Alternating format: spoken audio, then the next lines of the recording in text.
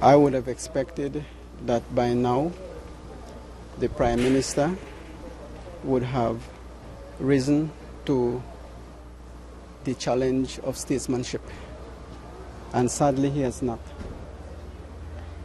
For him to continue to berate civil society leaders, trade union leaders, because they dare to bring these national issues to the forefront, and he taking that personal, is a sad time for governance in this country. The Prime Minister made mention that SATIIM has no standing as it relates to our case before the court and U.S. Capitol.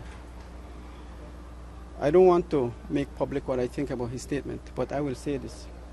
International law provides the right for indigenous people to elect, select, and choose their representatives when they are dealing with these issues of the state.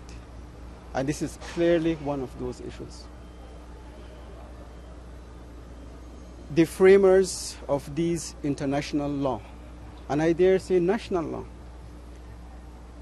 provide safeguards in these international law to protect indigenous people from leaders like the Prime Minister we have in this country, who prefer to drag indigenous leaders out of their community, bringing them into a room, either in Punta Gorda or in his cabinet room in Belmopan, without the opportunity of counsel to coerce, intimidate them, seduce them, induce them, for them to write away to write and agree to consent.